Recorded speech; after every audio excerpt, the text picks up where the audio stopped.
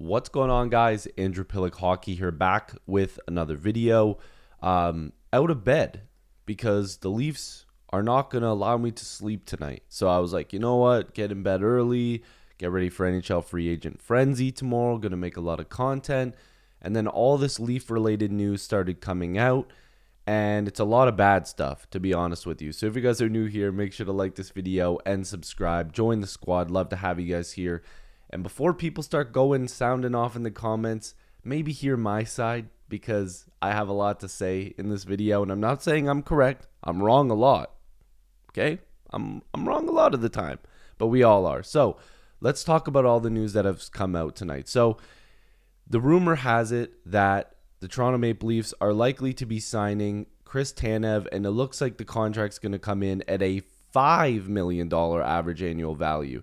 So what happened to the $4 million number that was floating around? It was going to be a really nice discount because they were going to extend the years, blah, blah, blah, blah, blah. What happened?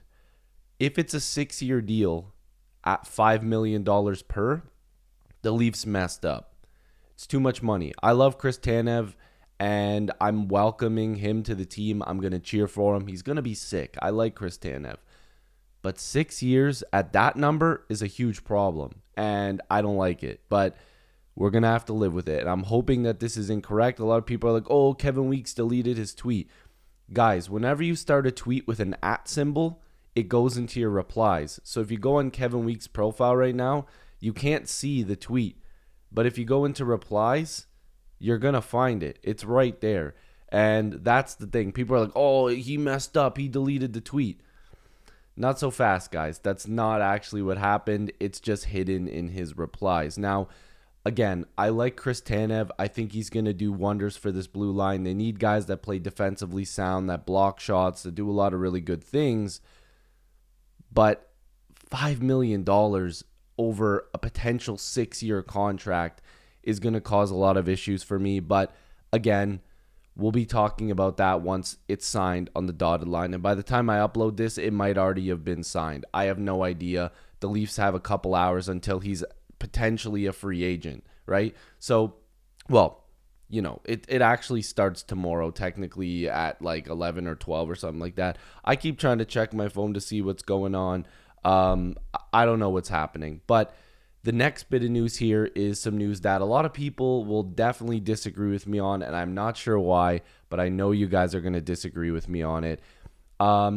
It's been reported tonight that Nick Robertson has officially requested a trade from the Toronto Maple Leafs, and that he has no intentions of re-signing with the Maple Leafs and signing the qualifying offer. Now, here's the thing.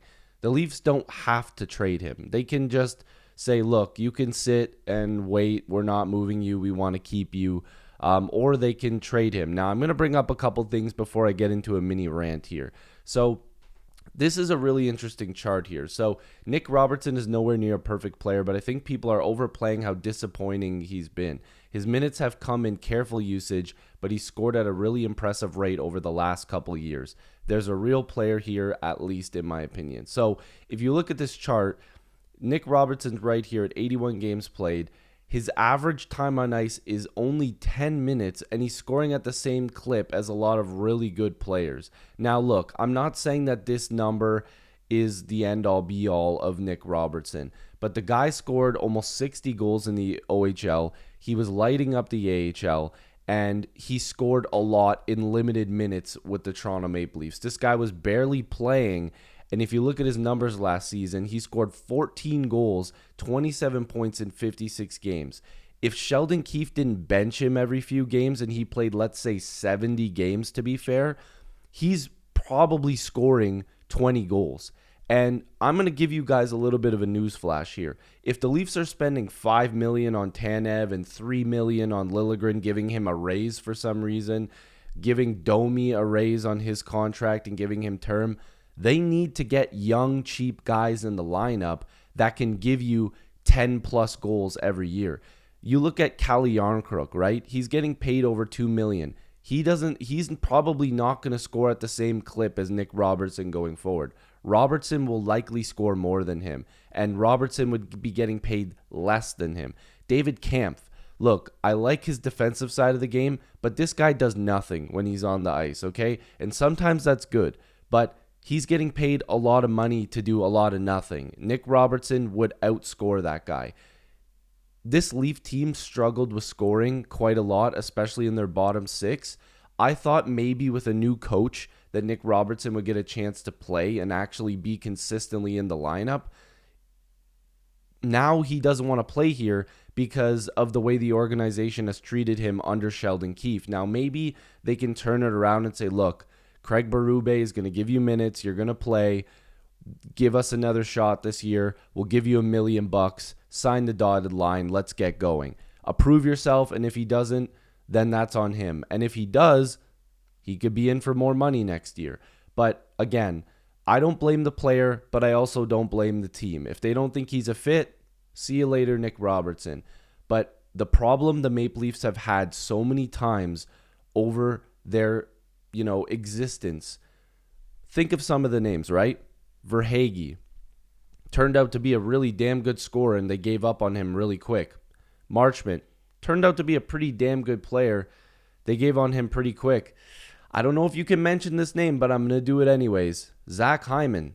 They didn't want to give him an extension. They thought they were going to pay him too much money. Look at him now. 70 goals over a regular season and a playoff. The Leafs give away guys right before they start to explode. And if the Maple Leafs do that with Nick Robertson and he turns out to score 25, I'm just going to be pissed off. They need secondary scoring, and I believe Robertson is a part of that secondary scoring. I'm not saying he's an amazing player. Hell, I'm not even saying he's a great player. He's just a good guy that can give you 15 to 20 goals if he plays consistently. It's as simple as that. And to add to it, the Leafs need cheap guys. That's literally what I'm getting at here. If you can find a replacement for him, fine. And don't say Easton Cowan because we don't even know if he's going to make the team yet. He's like 18 or 19 years old. We have to give him a chance to develop because the Leafs have done that really quickly sometimes and screwed up people's development, including Nick Robertson, who was tossed into a playoff series against Columbus. He scored in that series, which is hilarious. But anyways, the next set of news is also more bad news for the Maple Leafs. And I did talk about, I don't know if I have a tweet for it. I actually don't. But Tyler Bertuzzi, he's not coming back to the Maple Leafs. Apparently, the Leafs have priced themselves out on Tyler Bertuzzi. And it sucks because I genuinely thought he was a good fit with the Maple Leafs on that top line, playing with Max Domi and Austin Matthews. Now, he's 29 years old. And if you look at the number that he got paid last year, he got the $5.5 million, and apparently he was looking for $5 million over 4 or 5 years. Now, he had 43 points last year, but he scored 21 times. And again, if the Leafs are running it back with virtually the exact same team, you're now losing 14 goals from Nick Robertson, and you're losing another 21 from Tyler Bertuzzi. This team couldn't score.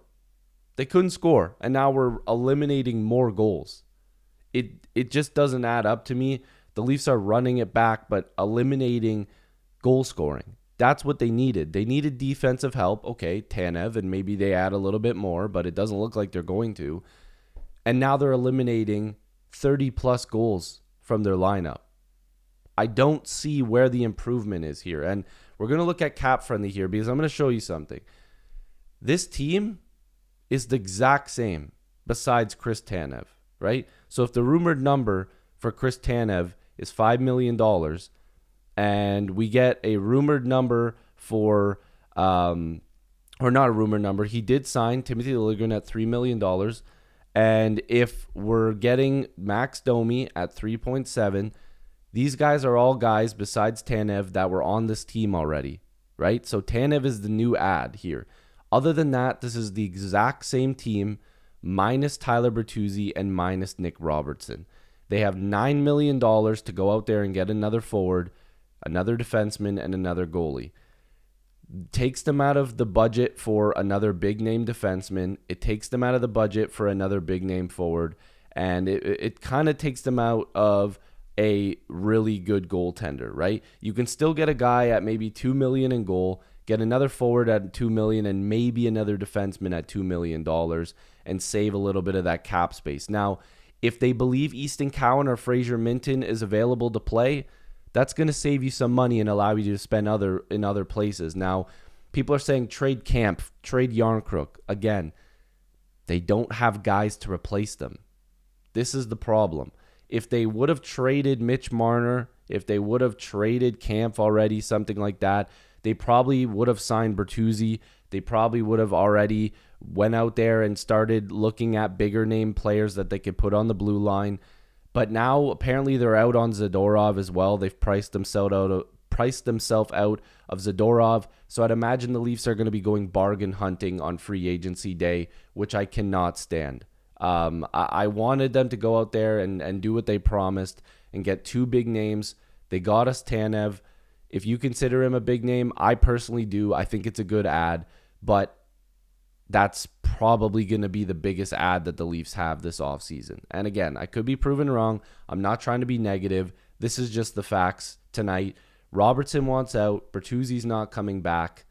And that Tanev deal is a little bit more expensive than I expected. So let me know what you guys think. If you are new here, like this video and subscribe. Maybe I'll have another video tonight. I have no idea. The Leafs just keep doing stuff, so I don't really know what to tell you guys. There could be more coming. You'll probably see me tomorrow multiple times for free agency. So thank you guys so much. Make sure to like and subscribe. I can't even talk. I'm putting out a lot of content, so please, liking and subscribing does help a lot. I want to make doing content my full-time gig, but without the likes and subscriptions, that's not possible. So please do so. I love and appreciate you guys as always. Again, sound off in the comments. Go Leafs go, and I'll see you in the next video or stream. Peace.